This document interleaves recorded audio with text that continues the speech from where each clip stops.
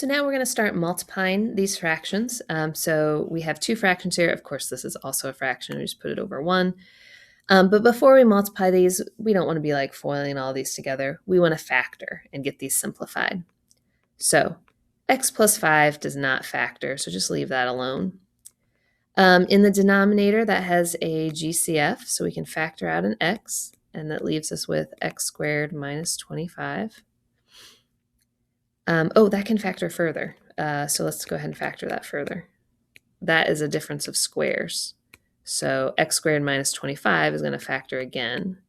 It'll be a plus and a minus, so x plus 5, x minus 5. All right, this next one looks like we are going to have to umbrella factor. I'll go ahead and do this here. So both of my factors are going to start with 2x. Oh, no, that's not an umbrella factor, not yet. It has a GCF too. We need an eraser. Hang on. Okay, first let's take out that GCF, which is x. And that's going to give us 2x squared minus 11x plus 5 over 1.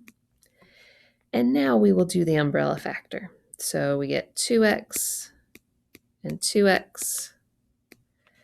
The signs are going to be the same. We umbrella and we get 10. So we need factors of 10 that add up to negative 11. So minus 10 minus 1. And then we're going to have to divide this one by 2. To save space, I'm going to erase and do this. So it'll be x minus 5 when we do that. Okay.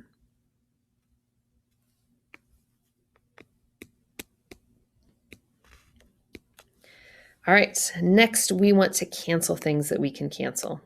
So we are allowed to cancel things on the diagonals that are the same. So x minus 5, x minus 5. The x's will also cancel. And we are also allowed to cancel top and bottom. So x plus 5 and x plus 5 will cancel. So that doesn't leave us with much left. Our final answer is going to be just 2x minus 1 over 1, which we don't need to write that. And so now we have successfully multiplied those two expressions. All right, let's take a look at this one. A very similar problem. We are going to start by factoring. Now, this top, that can't be factored. It is already factored, so we'll leave that alone. X minus y squared. X plus y can't be factored. Leave that alone. In the second fraction, the top has a GCF, so we'll factor out a 3.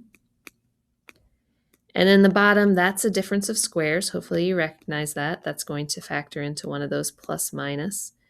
The square root of x squared is x, and the square root of y squared is y.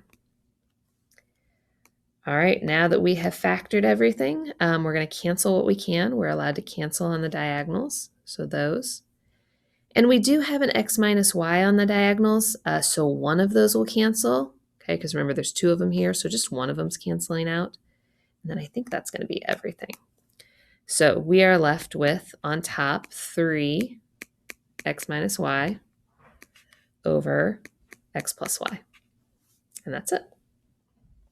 All right, let's take a look at our last example for today. We want to do division, okay? So just like with fractions, when we have just normal fractions, we don't divide fractions. What we do is we multiply by the reciprocal. So we start with this fraction. I'll factor that in a minute. We are going to multiply by the reciprocal of that second fraction. So there it is. Okay, now let's go on to factor. This first fraction, that top part is a difference of squares. Hopefully you saw that. The square root of 25x squared is 5x. And the square root of 4 is 2. The denominator has another difference of squares, so that's going to be another plus minus. So we get x and 3. Second fraction doesn't have anything that's going to factor out of that. And now we're allowed to cancel on the diagonals, whatever we can get to cancel out. So 5x minus 2, x plus 3, and I think that's going to be it. So our final answer will be 5x plus 2 over x minus 3.